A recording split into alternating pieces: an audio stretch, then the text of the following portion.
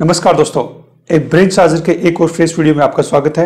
मैं हूं आपका दोस्त आनंद चौधरी और आज हम बात करने वाले हैं एक बहुत ही शानदार बुक के बारे में जिसका नाम है आशा का संदेश, जीवन के 10 कदम बाय रिच डिवोस, जो एमवे के को फाउंडर हैं। और ये बुक हिंदी ट्रांसलेशन है होप फ्रॉम माय हार्ट का, और ये बुक मंजिला पब्लिकेशन ने पब्लिश की है। ये आप पीछे देख रहे हैं रिच डिवोस और उनकी वाइफ।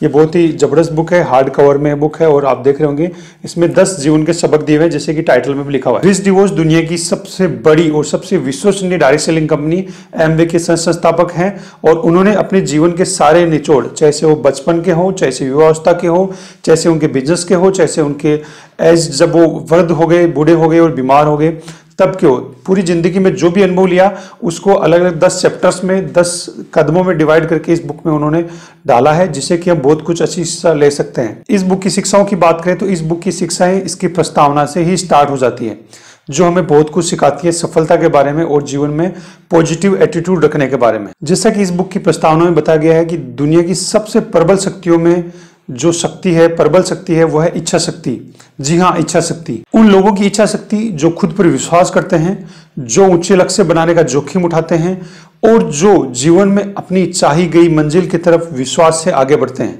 इस बुक के अनुसार सक्सेस क्या है, सफलता क्या है, ईश्वर भगवान ने हमें जो भी गुण दिए हैं उनका यथाशक्ति सर्वश्रेष्ठ उपयोग करके हम जो कार्य करते हैं, जो चीज हम प्राप्त करते हैं, वही हमारी सफलता है। यानी भगवान ने जो हमें दिया है, जो भी काबिलियत दी है, चाहे से वो लगन हो सकती है, चाहे से वो विश्वास हो सकता है, आशावाद हो सकता है, इन सभी चीजों का यूज करते हुए अगर हम किसी चीज को अचीव करते हैं तो वो हमारी रियल सक्सेस है, सफलता है। तो इस बुक के जो 10 सबक हैं उनमें से सबसे पहला सबक है आशा, यानी होप। होप हमें इस बात की रखनी चाहिए कि हर इंसान के जीवन में समस्याएं होती हैं। इन समस्याओं को हमें समस्या की तरह नहीं लेके हमें इन्हें चुनौती के रूप में लेना चाहिए, इन्हें हमें टक्कर देनी चाहिए, इसको हम मुकाबला करना चाहिए। हमारा जो काम है वो है इन समस्याओं को जीतना और जीतने के लिए पूरा कोशिश करना, पूरा दमखम लगाना, और वहां पे आपको हमेशा आशा को जीवित रखना है, उम्मीद हमेशा कायम रखनी है, आशावादी होना है। और इसी के साथ हम एक बहुत बड़ा सबक ये लेते हैं कि हमें अपने जीवन में आशावान रहना चाहिए। एक अच्छी चुनौती हमें अवसर प्रदान करती है सीखने का, विकास करने का, शक्तिशाली बनने का और अधिक ऊंचे लक्ष्य हासिल करने का। इसीलिए हमें समस्या को चुनौती के रूप में लेना चाहिए और उस पर जीत पाने की पूरी भरसक कोशिश करनी चाहिए और कभी भी आशा का दामन नहीं छोड़ना चाहिए। इस बुक की दूसरी लर्निंग है लगन। लगन सफलता का सबसे महत्वपूर्ण तत्व है। अगर आपको सक्सेसफुल होना है तो सबसे इंपॉर्टेंट जो चीज चाहिए वो है लगन। लगन एक लक्ष्य के साथ स्टार्ट होता है, एक निर्णय से शुरू होती है और उस लक्ष्य और निर्णय को आप डिसाइड करने के बाद उसमें आप अगर डेडिकेशन के साथ तन्मयता से अगर जुड़ जाते हैं और पूरा अपने आप को झोंक देते हैं तो सफलता आपको 101% मिलेगी।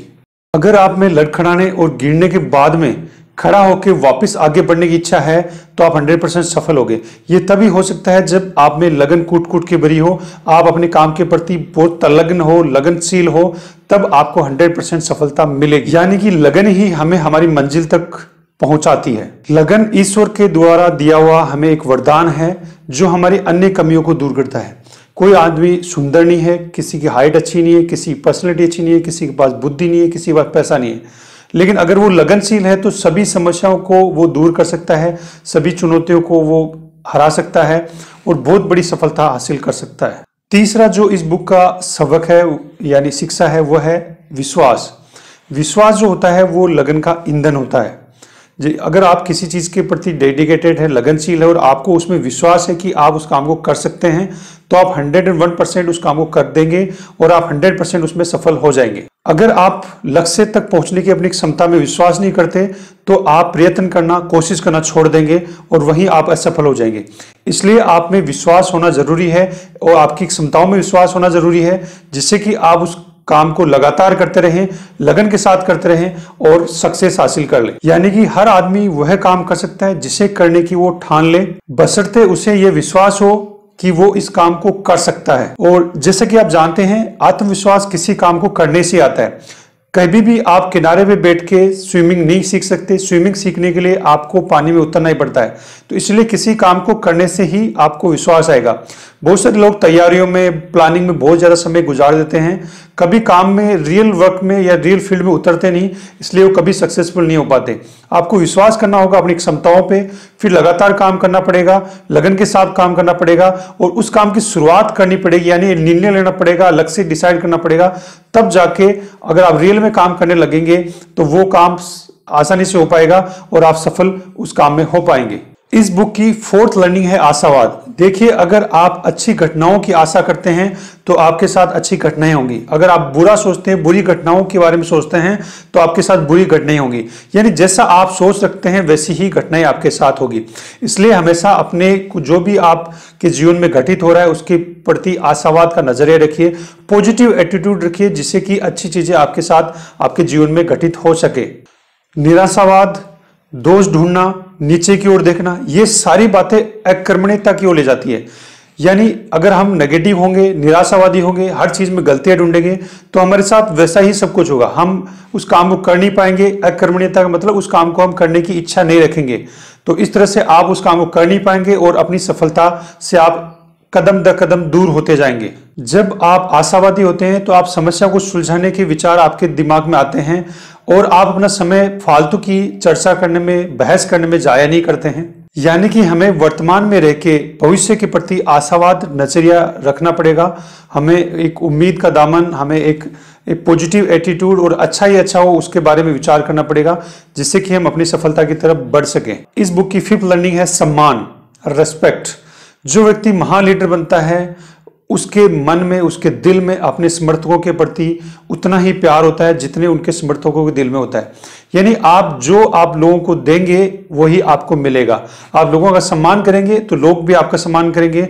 अगर आप लोगों का सम्मान नहीं करते हैं तो लोग भी आपका सम्मान नहीं करेंगे। अगर आप अपने साथ काम करने वाले सहकर्मचारी यानी कोवर्कर्स का, कर्मचारियों का, अधीनस्थ कर्मचारियों का और साथ में अपने ग्राहकों का सम्मान नहीं करते हैं तो आपका जो ज्ञान है वो महत्वहीन है, उसका कोई मतलब नहीं है। अगर आप उनका सम्मान नहीं करते तो वो भी आपका सम्मान नहीं करने वाले, तो आप एक लीडर की हैसियत वहां पे खो देते हैं, आप लीडर नहीं रहते वहां पे। और अगर आपको लीडर बनना है तो आपको अपने सहकर्मियों का, अपने कर्मचारियों का या अपने ग्राहकों का आपको हमेशा रिस्पेक्ट करना पड़ेगा, उनको आदर देना पड़ेगा, जिससे कि आपको भी आदर मिल पाए। इस बुक की सिक्स्थ लर्निंग है जवाबदेही। ईश्वर ने हमें स्वतंत्र इच्छाएं दी हैं और इन इच्छाओं को चुनने का हमें विकल्प दिया है, और अगर हम कोई भी विकल्प को चुनते हैं तो उसके लिए हम खुद जिम्मेदार हैं, उस विकल्प के लिए हम खुद ही जवाबदेह हैं।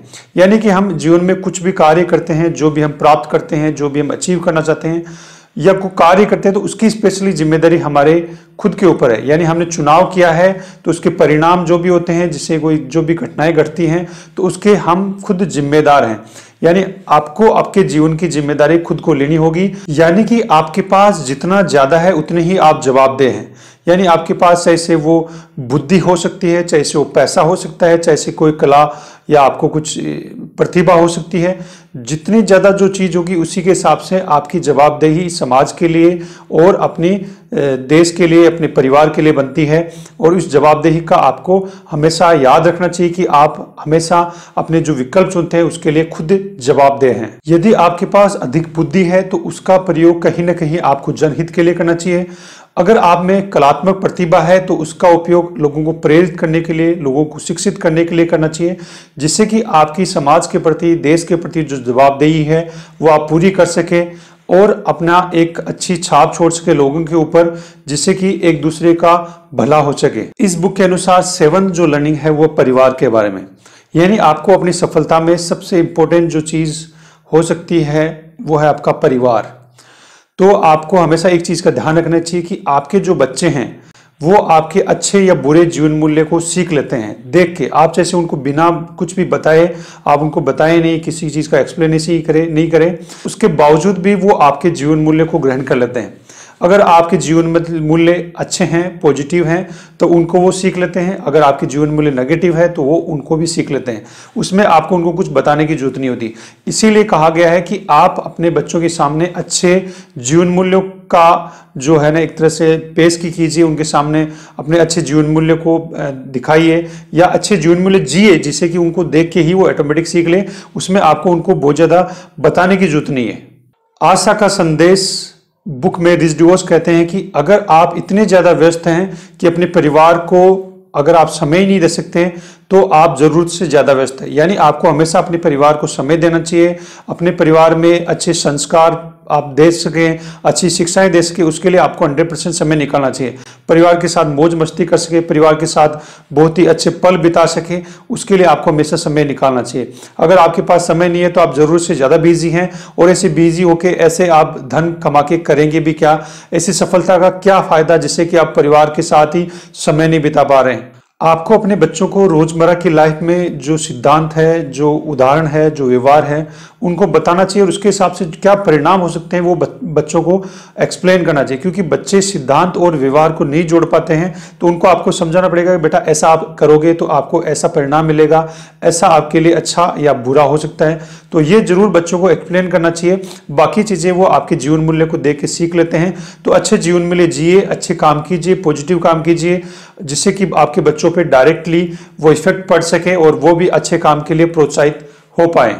आशा का संदेश बुक में जीवन के 10 सबकों में से 8वें नंबर का सबक है स्वतंत्रता। रिच डिवोर्स कहते हैं कि जो हमारी फ्रीडम है वो आज़ादी है, हमें मेहनत से या किसी न किसी इंसान की बहुत ज़्यादा कुर्बानियों के कारण मिली है, तो इसे हमें जाया नहीं देने के बजाय उसका हमें सम्मान करना चाहिए। उसी स्वतंत्रता को कायम रखने के लिए हमें अपनी जिम्मेदारी उठानी चाहिए, हमें कुछ न कुछ पॉजिटिव करना चाहिए अपने समाज के लिए, अपने देश के लिए, जिससे कि वो स्वतंत्रता हमेशा अपने को मिलती रहे, वो आज़ादी हमें मिलती रहे। और ये पूरे देश के नागरिकों का है। देखिए बहुत सारे लोग अपने मौलिक अधिकार है उनके लिए हमेशा जागरूक रहते हैं, लेकिन आपके कुछ मूल कर्तव्य भी हैं, मुख्य कर्तव्य भी हैं, जो आपको हमेशा याद रखने चाहिए, जो आपको निभाने चाहिए। यानी कि हमें हर दिन जिम्मेदार और उदार होने की कसम खानी चाहिए, जिससे कि हमें जो स्वतंत्रता, जो आज़ादी मिली है वो हम दूसरों को भी दे पाए, आने वाली पीढ़ियों को दे पाए, और समाज को उससे बहुत अच्छा पॉजिटिव माहौल दे पाए, जिससे कि सभी लोग सक्सेस हो सके, सफल हो सके, और उनको सभी को समान अवसर मिले आगे बढ़ने के। रिच डिवोर्स ने कहा है कि हमें सहानुभूतिपूर्ण पूंजीपति होना चाहिए। यानी हमें जो मौका मिल रहा है, जो स्वतंत्रता मिल रही है, उसके हिसाब से हमें भी अपने समाज के लिए या अपने देश के लिए कुछ करना चाहिए। रिच डिवोर्स कहते हैं कमाओ जितना कमा सको, बचाओ जितना बचा सको, दो जितना दे सको। यानी हमें पूरी अपनी सर्वश्रेष्ठ कोशिश करके जितना हमें कमाई कर सकते हैं, जितनी हम सक्सेस हासिल कर सकते हैं, उतना हमें हासिल करना चाहिए। जितना आप अपने पैसे को सही जगह यूज कर सकते हैं उतना कीजिए, और बाकी जो पैसा बचता है उसे बचाइए, उसे सुरक्षित रखिए, और उतना दान देने की कोशिश कीजिए जितना आप दे सकते हैं। यानी आपको अपना सर्वश्रेष्ठ देते हुए सफलता हासिल करनी चाहिए, अपना सर्वश्रेष्ठ देते हुए ऊंचाइयों की तरफ आगे बढ़ना चाहिए, और उसमें से कुछ कंट्रीब्यूट हमें अपने समाज और अपने देश के लिए भी करना चाहिए। इस बुक में 9वां जो सबक है वो रिच डिवोर्स ने बताया है, हमारे मन में, हमारे जीवन में आस्था का भाव होना चाहिए। अगर आस्था का भाव हमारे जीवन में नहीं होगा तो हम इस दुनिया की लहरों पे बिना लंगर के जहाज की तरह कहीं खो जाएंगे। रिच डिवोर्स के अनुसार ईश्वर में आस्था के बिना ये जीवन अर्थहीन है, जीवन दिशाहीन है, और बिना आस्था के हम नैतिक मूल्यों का पालन नहीं कर सकते। तो इसलिए हमें हमेशा आस्था रखनी चाहिए, आस्थावान होना चाहिए। यानी हमें ईश्वर में आस्था रखनी चाहिए, अपनी देश की संविधान में आस्था रखनी चाहिए, अपने परिवार में आस्था रखनी चाहिए, क्योंकि आस्था हमारे परिवार को एक सूत्र में बांधने का काम करती है। ईश्वर में आस्था रखते हुए हमारे पास जो भी धन है उसका समझदारी से हमें उपयोग करना चाहिए। जो भी हमें मिला है उसका हमें सर्वश्रेष्ठ उपयोग करना चाहिए। हमें अपने जीवन का बेस्ट से बेस्ट करना चाहिए, जिससे कि हम अपना भी भला कर सकें, और उससे अपने भले करने के साथ में समाज का भी भला हो सके। तो आपके अंदर जो भी काबिलियत भगवान ने दी है, जो भी नैसर्गिक चीजें आपको दी है, उनका आपको बेस्ट से बेस्ट उपयोग करना चाहिए। जैसे वो बुद्धि हो सकती है, चाहे इसमें आप कोई कलात्मक प्रतिभा हो सकती है, कुछ भी दिया हो उसका आपको बेस्ट प्रयोग करना चाहिए, जिससे कि आप सभी का भला कर सकें। रिच डिवोर्स कहते हैं कि अगर कोई इंसान पूरी दुनिया को पाले और अपनी आत्मा को गिरवी रख दे तो इससे होगा क्या? यानी आपने अपनी आत्मा को बेच दिया, अपनी आत्मा को ही गिरवी रख दिया, तो उसके बाद में आप चाहे दुनिया में कुछ भी पालें तो आप उसे करेंगे क्या? आप अकेले रह जाएंगे, आपके साथ कोई रहेगा नहीं, आप अकेले पड़ जाएंगे। और यानी कि बिना आस्था के सफलता खोखली होगी, वो आपको कोई भी संतुष्टि नहीं देगी। इसलिए आस्थावान हमें हमेशा होना चाहिए, ईश्वर के प्रति, परिवार के प्रति, या अपने देश और समाज के प्रति। इस बुक में जीवन के 10 सबक में 10वां और फाइनल सबक रिच डिवोर्स ने बताया है कृपा। यानी हमें ग्रेटिट्यूड का मोड रखना चाहिए। हमें जो भी हमें मिला है उसके प्रति हमें कृतज्ञ रहना चाहिए। जो भी मिला है हमें सिर्फ ईश्वर की कृपा के द्वारा मिला है, तो हमें इस कृपा को कभी नहीं भूलना चाहिए। ईश्वर की कृपा से ही हम अपनी किसी भी निराशाजनक कंडीशन से बाहर निकल सकते हैं, तो उस कृपा को हमें कभी नहीं भूलना चाहिए। देखिए, जीवन में कभी भी ये मैटर नहीं करता है कि कोई आदमी कैसे मरा, मैटर ये करता है कि वो आदमी कैसे जीवन जिया, क्या उसने उपलब्धि हासिल की, क्या उन्होंने समाज के लिए, देश के लिए कुछ किया। तो ये सबसे इंपॉर्टेंट है। तो हमेशा ईश्वर की कृपा के ऊपर रहिए, ईश्वर से प्रार्थना कीजिए कि वो आप पे कृपा बनाए रखे, जिससे कि आप निराशा यानी बहुत बड़े खतरनाक कंडीशन या बहुत बड़ी समस्याओं के सामने भी आप हार नहीं माने और अपनी सफलता की तरफ आगे बढ़ सके। तो इस तरह से ये पूरे 10 सबक रिच डिवोर्स ने बहुत ही शानदार तरीके से हमें बताए हैं। अगर इन 10 सबकों का हम पालन कर लेते हैं, 10 जो सबक है अपने जीवन में आजमा लेते हैं, तो हमें सफलता तो मिलेगी मिलेगी, उसके साथ में उसमें जो मजा है, जो आनंद है, जो असली अनुभूति प्राप्त होगी, जो सुख की अनुभूति प्राप्त होगी, वो इन्हीं 10 कदमों को फॉलो करने के बाद में सही तरीके से प्राप्त होगी।